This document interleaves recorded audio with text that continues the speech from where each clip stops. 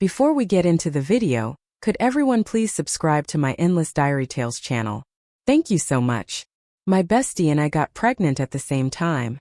She was carrying her A-list actor ex-boyfriend's baby, and I was pregnant with a child belonging to a powerful Hollywood mogul.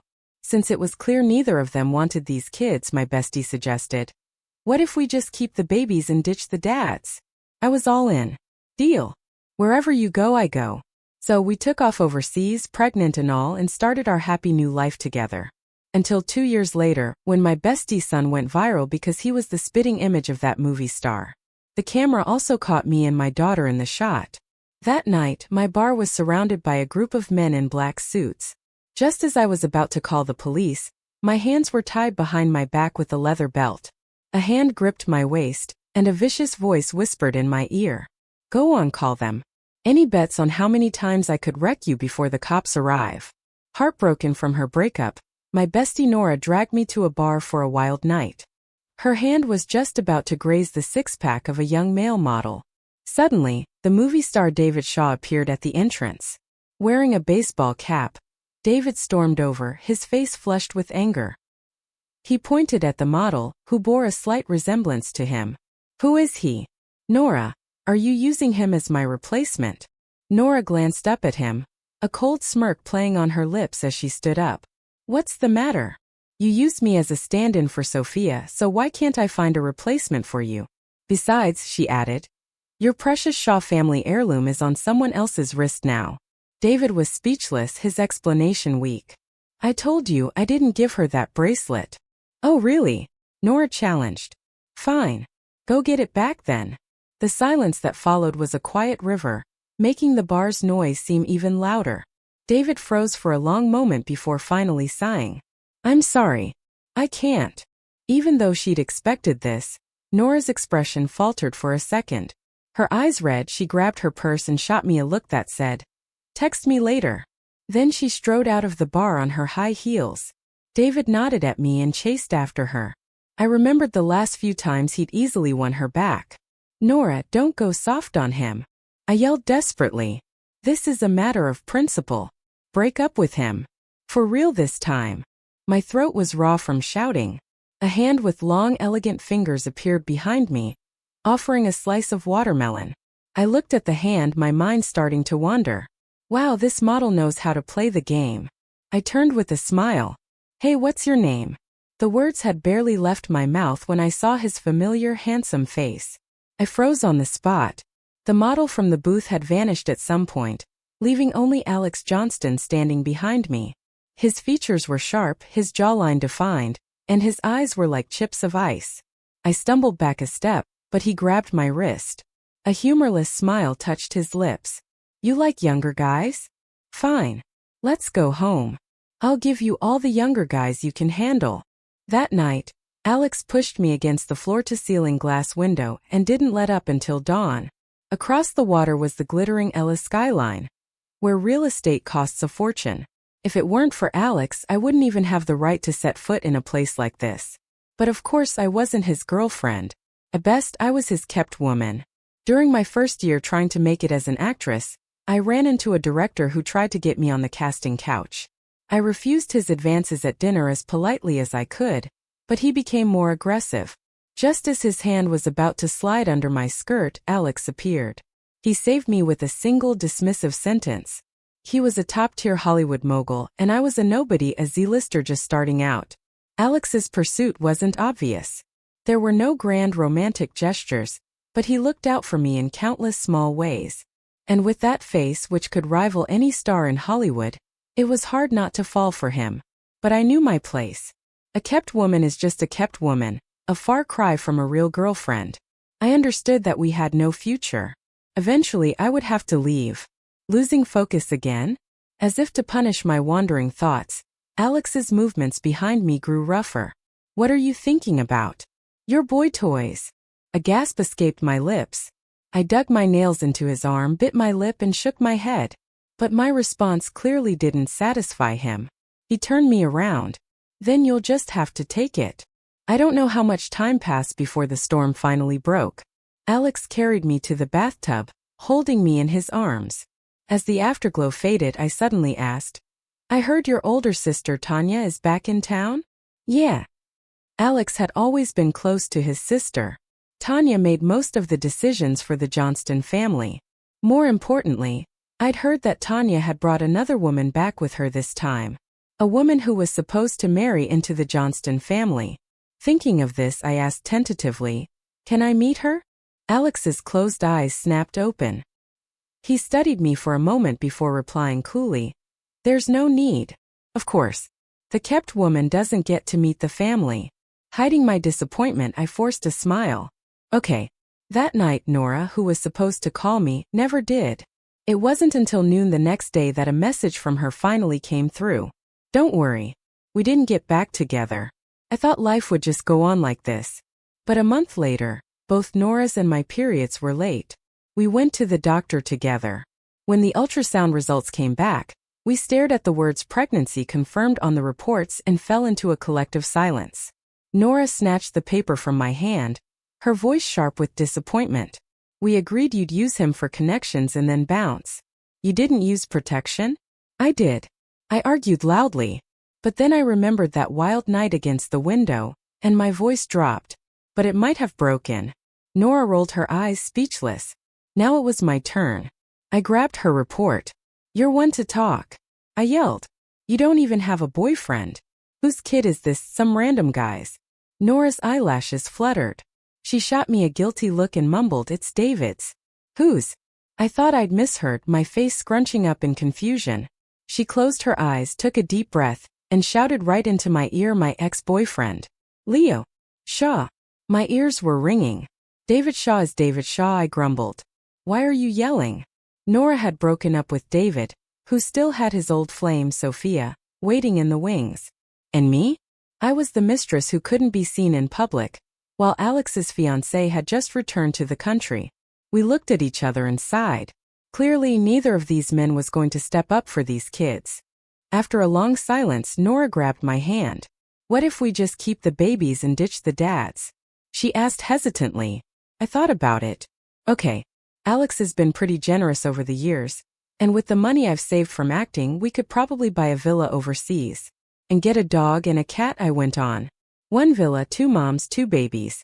Wasn't that the retirement plan my bestie and I had always dreamed of? We decided to leave immediately. Nora was still being pestered by David, but they weren't living together, so she could leave any time. My situation was more complicated. I spent the next few days looking for the right moment to end things with Alex, but the opportunity never came. Until one night he came home completely drunk. The moment he opened the door, the smile on my face froze. Alex was leaning heavily on a beautiful woman, and I recognized her from the photos the media took when Tanya returned. It was Alex's fiancée, Heather. "Hi, you must be Jenny, right? Alex is drunk, so I brought him home," she said, her eyes kind. This wasn't what I'd imagined. Heather seemed to know everything about my arrangement with Alex. I forced a stiff smile and helped him onto the sofa. Heather didn't leave. She looked around the apartment, then asked with a friendly smile, "Could I have a glass of water?" I walked to the kitchen island, my face blank, as she chattered casually behind me. "I heard you've been taking care of Alex while I was abroad. Thank you for that. I've seen your movies. It must be hard for a woman with no connections to make it in Hollywood. Tanya and I both admire you. She mentioned she wanted to invite you to a Johnston family dinner soon. Did Alex tell you?" My hand holding the glass froze midair. I turned to meet Heather's gaze. There was no mockery in her eyes, no flaunting of her own status. There was only the quiet confidence of the true mistress of the Johnston household. It was a confidence I had never felt, no matter how long I'd been by Alex's side. In that moment, the weight I'd been carrying on my shoulders came crashing down. I knew it was time to go. That night, while Alex was asleep, I packed up my things. Perhaps because I had always known I would leave, I didn't have much at his place. I left behind all the expensive gifts he'd given me, taking only a simple braided cord bracelet. We had gotten them from a little shop on a road trip, one for each of us, as a wish for peace and good fortune. I'd been trying to figure out how to say a proper goodbye in person, but maybe this was better. On the gray silk sheets, Alex's face was just as stunning as the first time I saw him. He always thought he was the one who pursued me, But he never knew that for me it was love at first sight. A wave of sorrow and regret washed over me. I sent him one last text. I'm gone. I hope we never see each other again. Before I left, I blocked his number. Alex, I hope we both find peace and happiness in our lives to come. This was our 3rd year living in Australia. We had both given birth to healthy babies. Nora's son was named Max, and my daughter was Fifi.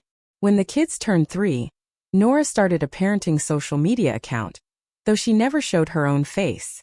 I opened a bar. Life was good. We had money and free time, and my bar was full of young hotties. Until one day, a comment appeared on Nora's account. Is it just me? Or does this kid Max look a lot like the movie star David Shaw? Because David had once posted his childhood photos online, users immediately dug them up for comparison. And the resemblance was uncanny. It wasn't just similar. It was identical. Max blew up online. Many people tagged David on X teasing him. Other users asked Nora, "Who's the baby's father?" Nora, being her usual snarky self, replied, "He doesn't have one. Parthenogenesis." When people started accusing her of being a mistress and Max of being an illegitimate child, she shot back with a passive-aggressive comment. "If you knew who his father was, you'd think I was the one who got the short end of the stick." But the second she posted that, an account named David Shaw replied below it. "Are you sure about that, Nora?" The username was David Shaw, the profile picture was David Shaw, and most importantly it used her name. It seemed too specific to be a fan. Terrified, Nora immediately deleted all the replies and set her account so only friends could comment. That night, she came to my bar in a panic, worried that David would find her and fight for custody of Max. I told her to calm down. A few videos online weren't enough. Even if it really was David, Australia was a big country. He'd never find her exact address. Seeing she was still worried, I suggested we take a trip the next day to clear her head. The next day, we were at a tourist spot with the kids when we were stopped by a random street interviewer. Given Max's recent viral fame, we immediately declined the interview and hurried away with the children. But the video still ended up online. In the clip, Max was clearly visible and I was in the frame with Fifi. The internet exploded. OMG, from a bystander's view, that kid looks even more like David Shaw. Could it be his secret love child? It's so common for celebs to have scandals these days. The little girl in the video is gorgeous too. Her mom looks familiar. Has she been in any movies? As the situation spiraled, Nora and I talked it over. Why don't we move somewhere else? I suggested. This bar isn't doing that great anyway. I've been thinking about closing it. Nora nodded. Okay. Wherever you go, I go. Nora deleted her parenting account, and I put up a for sale sign at the bar. Someone contacted me that same day about taking over the place and arranged to meet me that night. But I waited at the bar until closing time, and they never showed.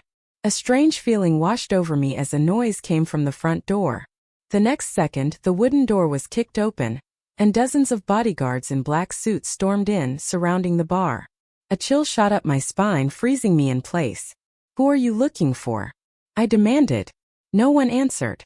My heart pounding, I bolted for the back door. I ran out the back and turned right, smashing straight into a solid chest. A familiar scent of cedarwood filled the air. I stumbled back, fumbling for my phone to call 911. The call connected, but a sharp pain shot through my wrist, and the phone clattered to the ground, its screen glowing faintly. My hands were yanked behind my back and tied with a leather belt. A hand gripped my waist, pulling me into a hard embrace. A voice I hadn't heard in years, yet still knew instantly, whispered in my ear. "Jenny, have you been well these past few years?" It was a simple greeting, but I could hear the icy abyss hidden within it, sending a shiver down my spine. I closed my eyes and took a steadying breath. "Alex, we broke up. This is Australia. Don't do anything crazy." "Broke up?" A cold laugh echoed behind my ear. Did I agree to that? And besides, what if I do get crazy? Even after all these years apart, I knew what Alex was capable of. I closed my eyes, making one last desperate stand. I've already called the police. Just then, the phone on the ground was answered, and an operator's voice could be heard. Alex picked it up and held it to my ear, a low, arrogant laugh rumbling in his chest. "Go on, sweetie. Tell him the address." Any bets on how many times I could wreck you before the cops arrive? Alex forced me onto his private jet and brought me back to the U.S., taking my daughter Fifi with us. Back in his penthouse overlooking the city, Alex and Fifi stared at each other for a long time. Fifi pointed at him.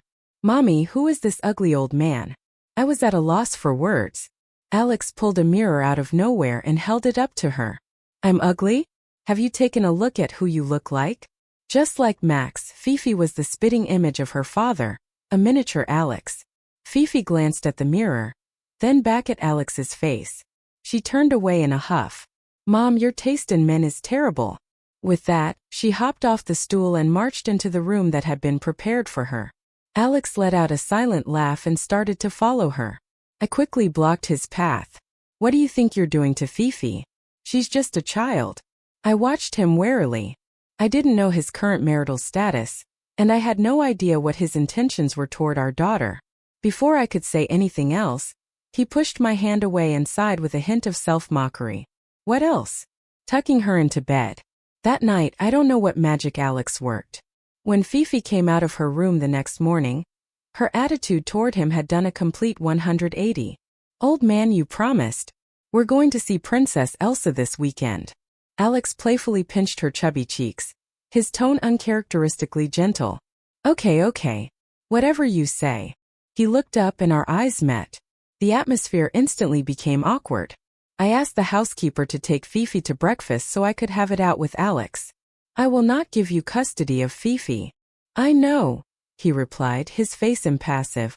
I paused, then continued. "And you can't keep me here forever. I won't be your caged bird like before. The first chance I get, I will run." Alex fell silent. He frowned for a moment, then stepped aside, clearing a path for me. "You don't have to run. You can go wherever you want. If you don't like it here, I can arrange another place for you. Just don't go too far. After all, Fifi knows I'm her father now. And I don't think even you, as her mother, have the right to keep her from seeing her own dad." His words left me stunned. What did he mean? He wasn't going to imprison me? I eyed him suspiciously, convinced this was some kind of trick. But I had to admit he was right. I didn't have the right to keep Fifi from her father. But not stopping her from seeing him didn't mean I was going to stay here. That day, I took Fifi and left Alex's house. He offered to find us a new place, but I refused. I found a new apartment, and once we were settled, I tried calling Nora, but her phone went straight to voicemail. But Alex had promised me he hadn't taken her. Over the next few days, I still couldn't reach Nora, and my anxiety grew. Alex was like a persistent shadow, showing up at my door every morning and evening. His excuse was always the same. "I'm here to see Fifi." Finally, I couldn't take it anymore. I pulled him aside. "Alex, what do you want? You must be married to Heather by now, right? It was wrong of me to hide Fifi from you, but I never expected you to take responsibility, and you don't have to. You should have your own family and your own life. Can you please stop coming around here?" At my words, Alex stared at me with a deep frown. "Who told you I was married? And what does Heather have to do with any of this?" I didn't know how to explain the tangled mess of our history, but it felt like any explanation would be pointless now. Even if there had been a misunderstanding, 3 years had passed. That misunderstanding had grown like the roots of an old tree, creating a rift between us that was impossible to repair. "Forget it." I shook my head and started to close the door, but he blocked it with his hand. His gaze was the sharpest I had seen since we'd reunited, as if he wanted to bore a hole straight through my heart. He spoke slowly, each word deliberate. "Ginny, you are going to explain this to me. Now." The past unfolded like an old, faded scroll as I recounted what had happened the day I left. When I finished, Alex's face darkened. After a long pause, he finally said, "I was very drunk that night, but I distinctly remember getting into Tanya's car. As for why Heather was the one who brought me home, I have my suspicions, but now isn't the right time to tell you." I had heard that kind of evasiveness too many times before. Back when I was his kept woman, I was careful not to overstep my bounds. If Alex didn't want to tell me something, I didn't press him. But hearing that same dismissive line after so many years, I couldn't help but laugh bitterly. "You know what, Alex? You don't have to tell me anything. After all, besides being Fifi's father, We have nothing to do with each other. I stood up and showed him out. He knocked on the door and said a few more things, but I ignored him, eventually putting on headphones to listen to music.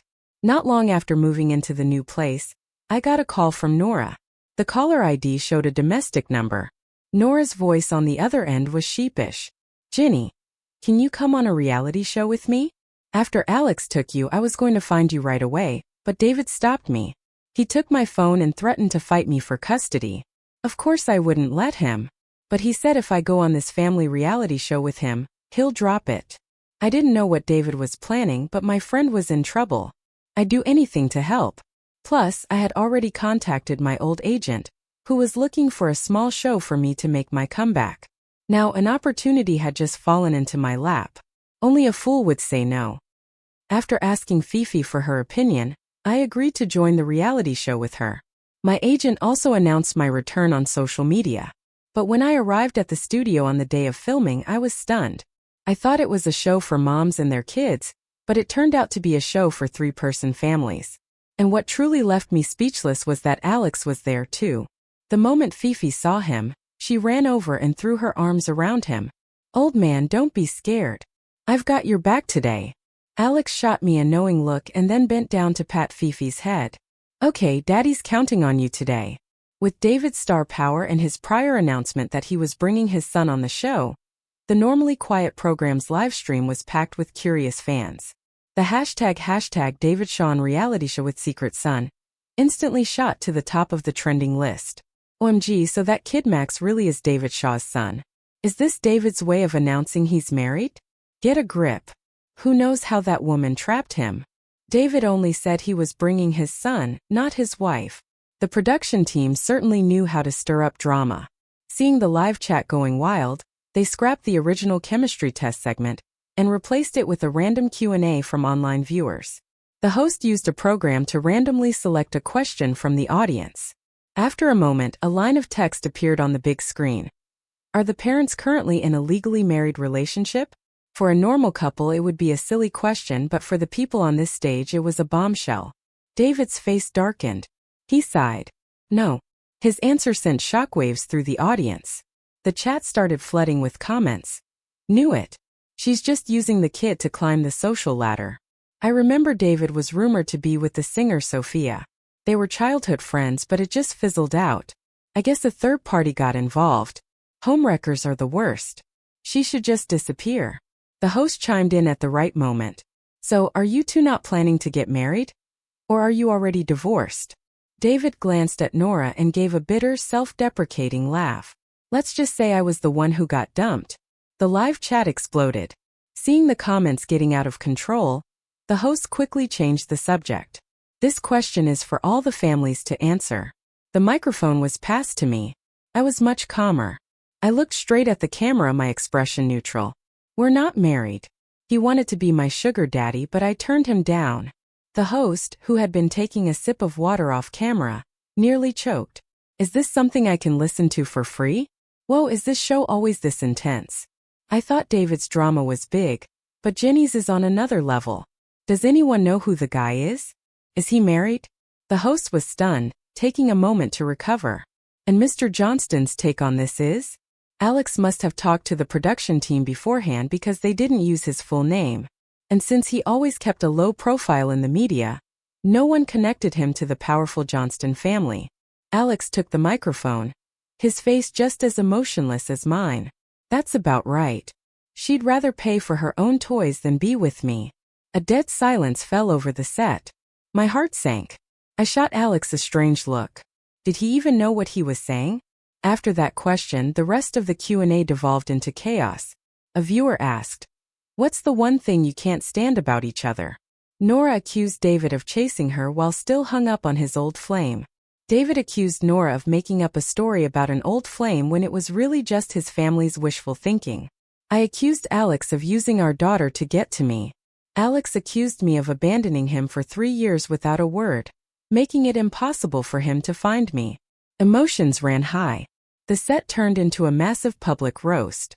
The host probably had never moderated a show like this in his life, awkwardly trying to smooth things over with a haha here and a nervous laugh there. But the audience was eating it up. Gee, what is this show? I'm getting all the tea I'll ever need for a lifetime. Can all celebrity interviews be this real from now on? No more fake fluff. These two couples are airing all their dirty laundry. They're really not holding back.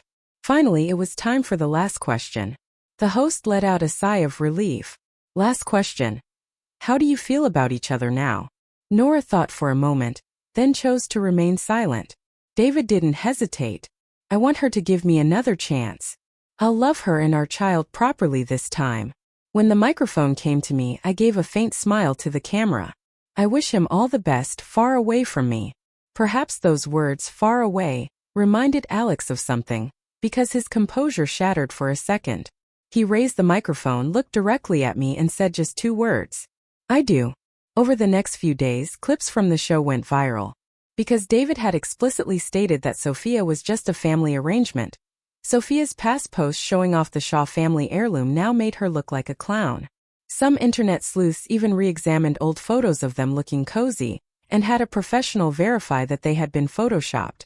Others analyzed the famous awards show moment where David supposedly gazed at Sophia with stars in his eyes, concluding that he was actually looking at the teleprompter. It was just that David's eyes were naturally bright and made for the big screen, so fans mistook it for a look of love.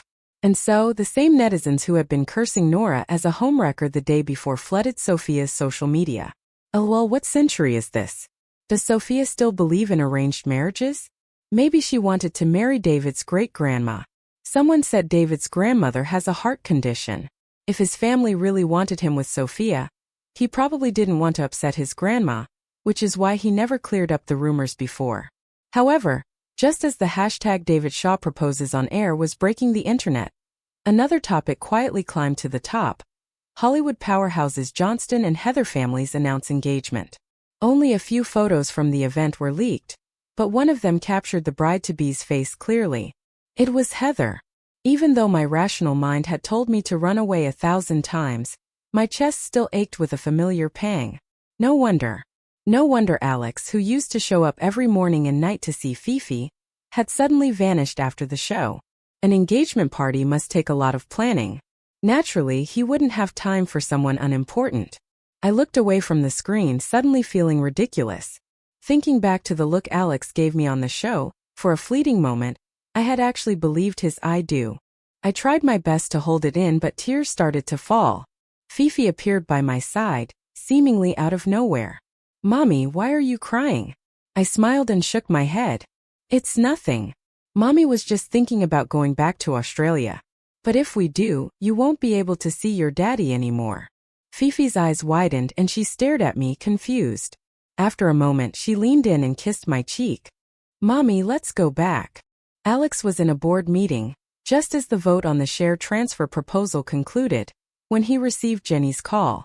Everyone thought the Johnston siblings were inseparable, their bond unbreakable. But only Alex knew the truth. He knew who was really behind the kidnapping attempt that nearly cost him his life when he was 10. Tanya had always pretended to be the loving older sister, but behind his back, she had orchestrated countless accidents and schemes. Favored by their grandfather, Tanya had built her own power base on the board, making Alex's early years as CEO nearly impossible. He'd had to bow to her, feigning cooperation to gain a foothold in the company. All the while, he was secretly cultivating his own allies, winning over Tanya's supporters one by one until he finally controlled the board. He had always been a man who would do whatever it took to achieve his goals. There was only one exception, Jenny. The first time he met her, he was drawn to her beauty, but even more so to her principles and ambition. In Hollywood, an actress without connections was like a lamb in a lion's den. After he'd saved her for the 4th time, he, a man who never cared for women, asked on impulse, "Do you want to be with me?" That day, he saw a flicker in Jenny's stubborn, cool eyes.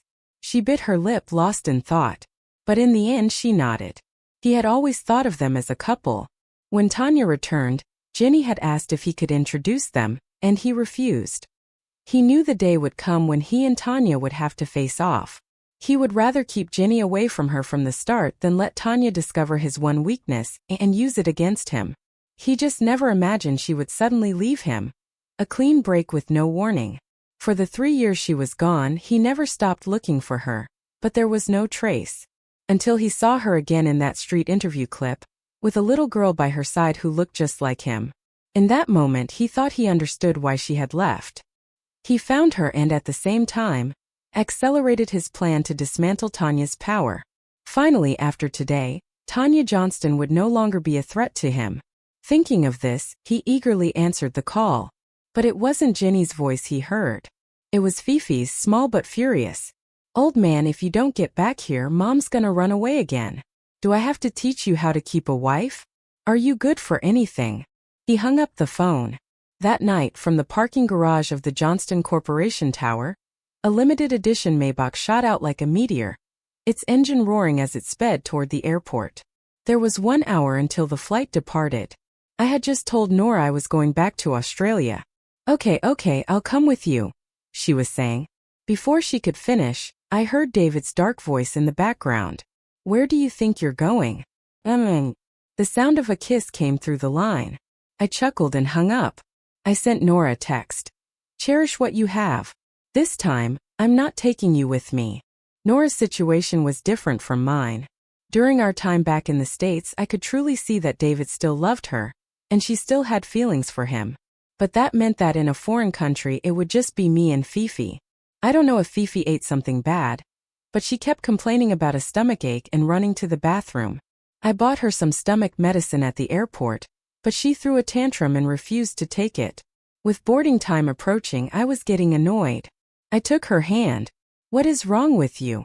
If you don't want it now, you'll take it on the plane." Fifi looked like she was about to cry. "Mommy, can we please wait a little longer?" The airport announcer was already calling our flight. "Wait for what?" I snapped, my voice rising.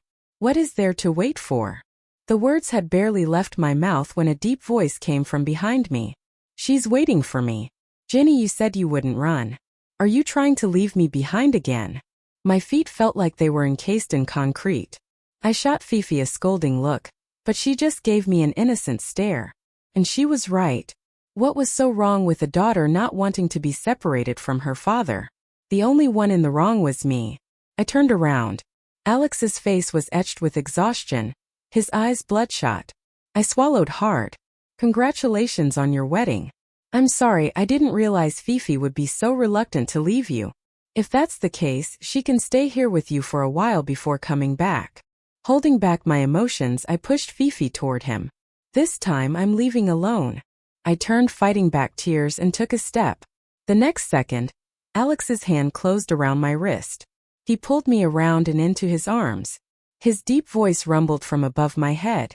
"I didn't get engaged to Heather. That was my cousin. Jenny, in this lifetime I will only ever marry one person, you. But what Heather said was true. She really does love you." Before I could speak, Alex, as if reading my mind, continued to explain.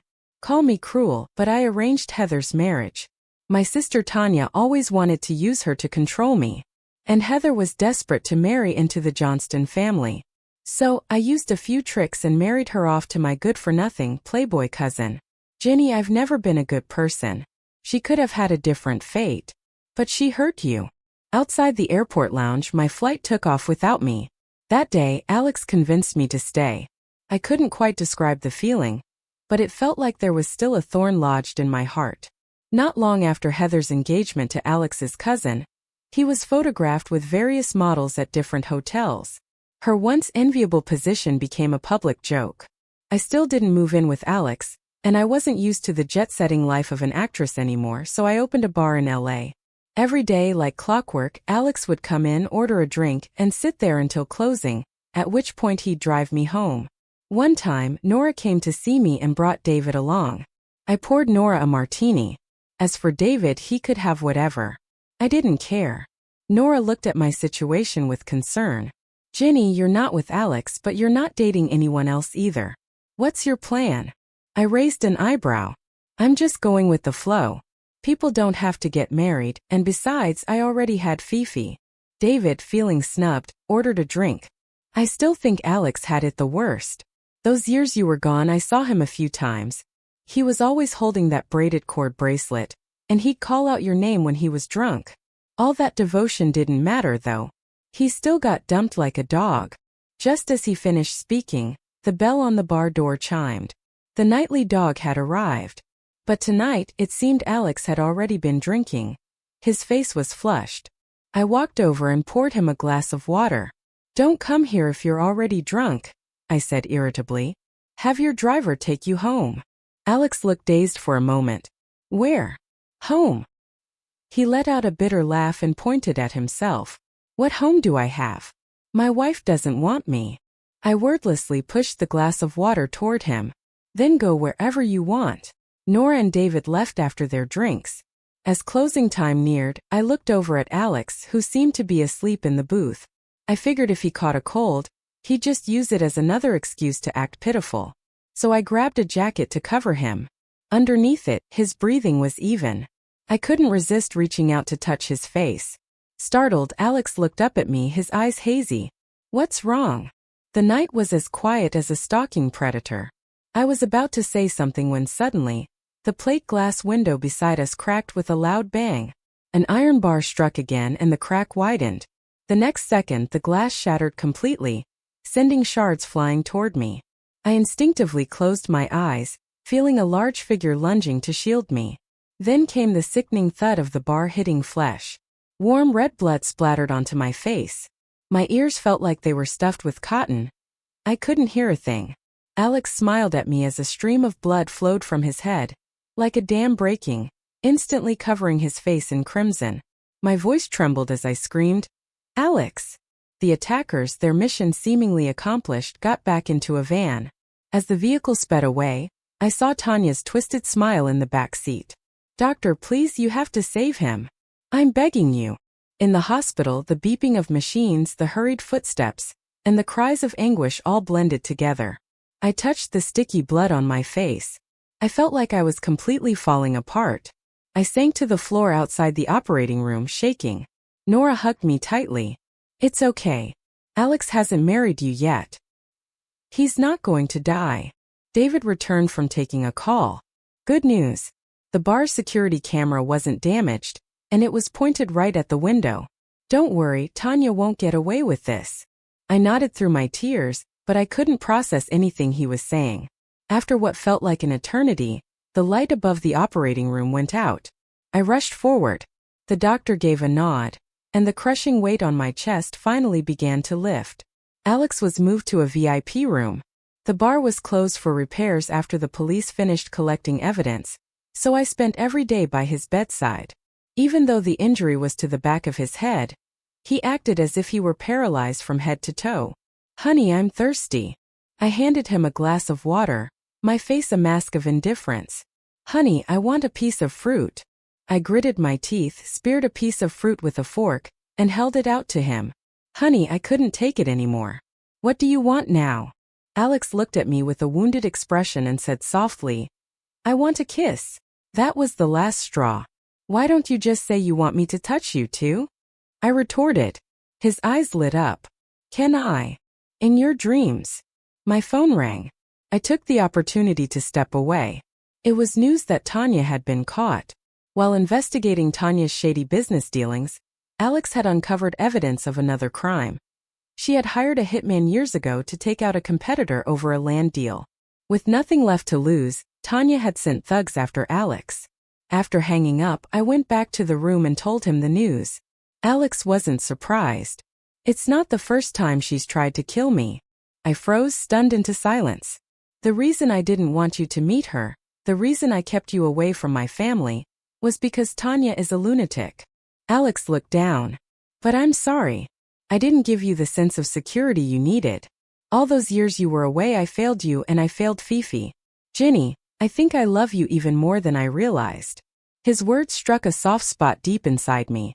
The thorn that had been lodged in my heart for so long was finally gently pulled out. Tears streamed down my face. Alex leaned over and hugged me. "Silly girl. From now on we have all the time in the world, as long as you give me the chance." That day, the sunset outside the hospital window was a brilliant, fiery red. For Alex and me, a new story was just beginning.